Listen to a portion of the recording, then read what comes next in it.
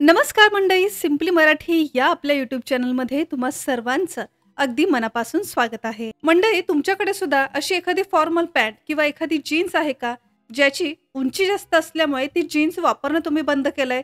कारण आपल्याकडे शिलाई मशीन नाहीये किंवा अल्टर करायला वेळ नाहीये, अशा बऱ्याचशा कारणामुळे या लांब उंची असलेल्या जीन्स तुम्ही वापरणं बंद केलंय. तर आजच या जीन्स वापरायला सुरू करा, कारण आजच्या या व्हिडिओमध्ये या लांब उंची असलेल्या जीन्सला अगदी घरच्या घरी कुठेही कट न करता, कुठल्याही शिलाई मशीनचा वापर न करता आपण उंची कशी कमी करू शकतो हे पाहणार आहोत. खूप सोपं आहे.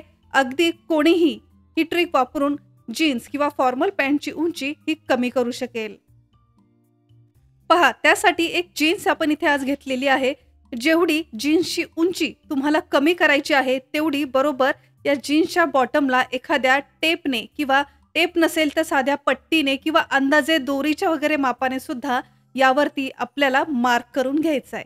यानंतर जिथे आपण मार्क केलेले आहे त्या बरोबर मार्कवरती ही जीन्स आपल्याला अशी फोल्ड करून घ्यायची. आता फोल्ड करताना सुद्धा एकसारखी आपल्याला ती फोल्ड करायची आहे. कुठेही याची घडी राहता कामा नये. आता अशा घड्या राहू नये यासाठी यावरती तुम्ही वाटल्यास इस्त्री सुद्धा फिरवू शकता. यानंतर आपल्याला लागणार आहे सुई धागा. जीन्स ज्या रंगाची आहे किंवा फॉर्मल पॅन्ट ज्या रंगाची आहे त्याच रंगाचा धागा आपल्याला इथे घ्यायचा आहे. बऱ्याच वेळ जीन्सवरती कॉन्ट्रास्ट रंगाच्या धाग्याने सुद्धा शिलाई केलेली असते, फॅशन म्हणून किंवा छान अट्रॅक्टिव्ह दिसावं म्हणून, तर तुम्ही तो सुद्धा धागा वापरू शकता. तर पहा, इथे आपण काळा धागाच घेतलाय.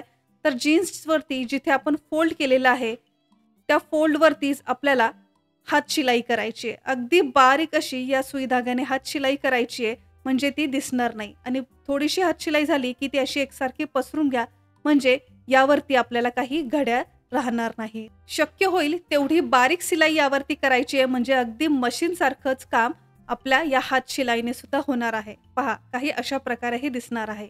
यानंतर आपण या जीन्सची जी फोल्ड केली होती, म्हणजे उलटी घडी केली होती, ती पूर्णपणे आता सरळ करायची आहे. जशी या व्हिडिओमध्ये मी तुम्हाला दाखवली आहे.